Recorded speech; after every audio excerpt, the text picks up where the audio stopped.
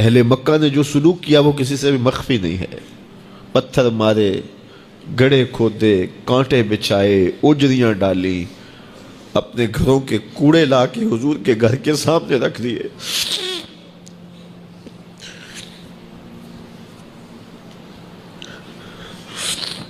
یہ کس چیز کی سزا دے رہے تھے میرے حضور کو؟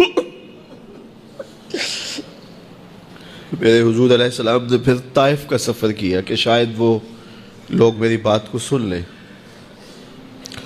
لیکن انہوں نے جو دردناک سلوک کیا وہ بھی تاریخ کا ایک انتہائی دردناک باب ہے. انہوں نے اوباشوں کے ہاتھوں میں پتھر دیے اور جس راستے میں میرے حضور نے گزرنا تھا ان کو اس راستے پہ کھڑا کر دیا اور کہا ان پہ سنگ زنی کرو.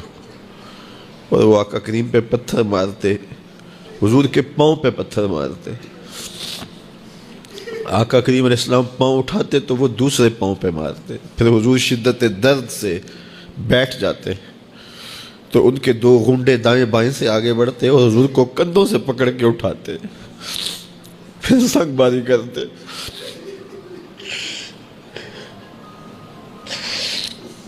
نالین حضور کے خون سے بھر گئے. عذاب کے فرشتے حضور کے پاس آئے کہ اگر آپ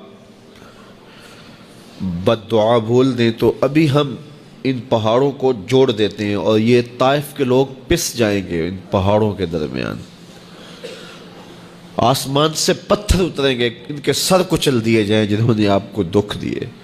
اب صحابہ جو ساتھ تھے انہیں بھی شدید آرزو تھی کہ حضور ان کے لیے بد دعا کریں، انہوں نے بڑا دکھ دیا. تو پھر حضور کے ہاتھ اٹھ گئے.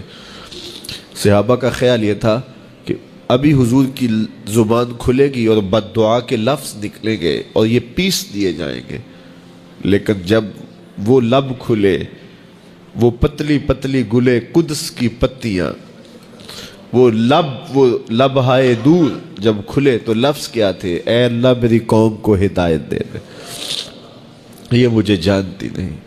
اور کہا کہ مجھے ان کی نسلوں سے ایمان کی توقع ہے. باپ کا انتقال حضور کے اس دنیا پہ قدم رکھنے سے پہلے ہی ہو گیا تھا. ابھی شکم مادر میں تھے کہ حضرت عبداللہ کا انتقال ہو جاتا ہے. در یتیم پیدا ہوئے ہیں. 6 سال کی عمر میں ابوا کے مقام پر ریت کے ٹیلے آئے تو وہاں سیدہ آمنہ کی طبیعت خراب ہو گئی اور پھر لمحے بھی زندگی کے آخری ہیں. سیدہ آمنہ نے محسوس کر لیا کہ یہ میری آخری سانس ہے. سیدہ پاک نے حضور کے سر پہ ہاتھ رکھا اور روتے ہوئے کہا کہ بیٹا ہر نئی چیز نے پرانا ہو جانا ہے، ہر باقی نے فنا ہو جانا ہے. میں بھی جا رہی ہوں، وَذِكْرَ بَاق وَوَلَدْتُ طُهْرًا، لیکن میرا ذکر نہیں مٹے گا اس لیے کہ تیرے جیسا ستھرا بیٹا چھوڑ کے جا رہے ہیں. یہ آخری لفظ تھے سیدہ پاک کے کہ سیدہ آمنہ سلام اللہ علیہا کا انتقال ہو گیا. خیر حضور ماں سے لپٹ گئے. امی آپ آگے بولتی نہیں ہیں، لیکن خاموش ہو گیا تھا چمن بولتا. حضور نے وہیں پھر اپنی ماں کی تدفین کی. تدفین کے بعد ام ایمن کے ساتھ سواری پر بیٹھ جاتے ہیں اور چمٹ جاتے ہیں ام ایمن کے ساتھ، اور وہ جا کے حضرت عبد المطلب کے سپرد کر دیتی ہیں. تو حضرت عبد المطلب حضور کو آغوش میں لے کے بڑا روئے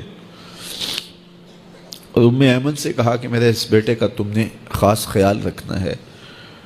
اور پھر انہوں نے اتنا خیال رکھا کہ میرے حضور فرمایا کرتے تھے ام ایمن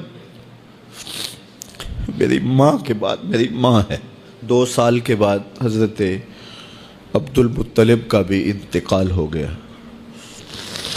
ابن حشام کے یہ لفظ سینہ چیرتے ہیں کہ جب امیر قریش کا جنازہ اٹھا تو سارا مکہ جنازے کے لیے امڑ آیا، لیکن لوگوں نے 8 سال کے ایک بچے کو دیکھا جو دیواروں سے لپٹ لپٹ کے رو رہا تھا.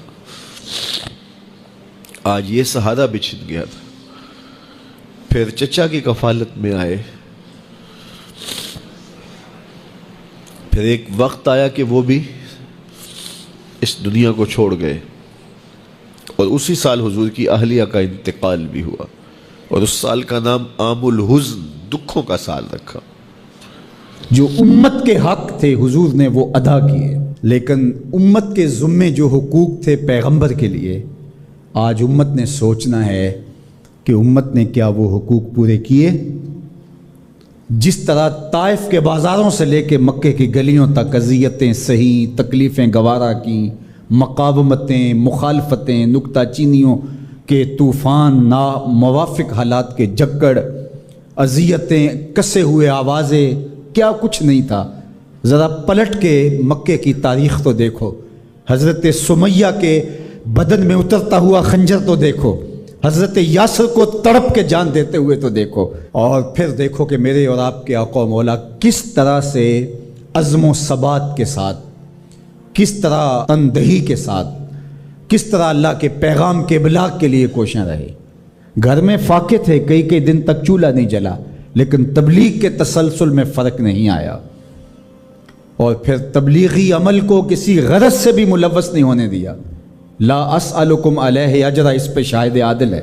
قیامت تک اپنی نسل کے لیے صدقہ بھی حرام کر دیا، زکوٰۃ بھی حرام کر دی، کہ میری نسل بھی تم سے کچھ نہیں لے گی، میں محض اللہ کی رضا کے لیے تم تک پیغام حق کا ابلاغ کیا ہے۔ جو حق تھا حضور کے ذمے امت کا، اس کو ادا کیا۔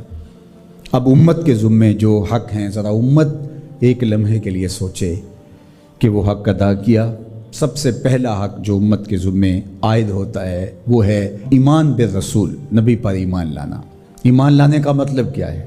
تسلیم کردن، گردن نہادن، سر تسلیم خم کر دینا، یہ ہے ایمان۔ اپنی خواہش ترک کر کے جس کو مان لیا ہے اس کے لیے گردن جھکا دینا۔ تیرے ہندیاں سندیاں محبوبہ، میں کافر ہواں جے میں ہواں۔ دوسرا تقاضا اتباع ہے، اور وہ ایمان کا تقاضا بھی ہے۔ رسول کو ماننے کا مطلب یہ ہے کہ رسول کی مانی بھی جائے۔ یہ کیا ماننا ہوا کہ خواہش اپنی ہوئی، ساری زندگی اپنی مرضی کے مطابق گزاری، شادی بھی ساری اپنی مرضی کے مطابق، ساری رسمیں ہندوانہ کی، صرف ایجاب اور قبول، پھیرے نہیں لگوائے، وہاں کہا چلو یہاں ہم دین کا ٹچ دے دیتے ہیں، وہاں چلو تدفین کا مرحلہ آیا تو جلاتے نہیں ہیں، کفن پہنا دیتے ہیں اور تدفین کر دیتے ہیں چونکہ ہم مسلمان ہوتے ہیں۔ فیکٹری کے اندر جو کچھ ہو رہا ہے وہ سارا بینک سے لمٹیں چل رہی ہیں، وہ سارا جو ہے وہ اللہ سے اعلان جنگ ہے، اور باہر نمائش کے لیے دسترخوان لگایا ہوا ہے کہ ہم غریبوں کو کھانا کھلا رہے ہیں۔ یہ دھوکہ تم اپنے ساتھ کر رہے ہو، رب کے ساتھ نہیں کر سکتے۔ یہاں سر سے لے کر پاؤں تک آنا ہوگا، آدھا تیتر آدھا بٹیر نہیں چل سکتا۔ تو نبی کی اطاعت پھر اس میں کیا، کیوں، کیسے ممکن ہے؟ جب مان لیا تو پھر مان لیا۔ اللہ حکمت سمجھ میں آ گئی تو اچھی بات ہے، نہیں سمجھ میں آئی تو پھر بھی حکیم کا عمل حکمت سے خالی نہیں ہوتا۔ جو حکیم نے کہا اس کے پیچھے کوئی حکمت ہوگی، وہ تمہاری نظر میں ابھی نہیں آئی، کچھ وقت بعد آ جائے گی، نہ بھی آئے تو کوئی فرق نہیں۔ پھر ایمان بالغیب کس کو کہتے ہیں؟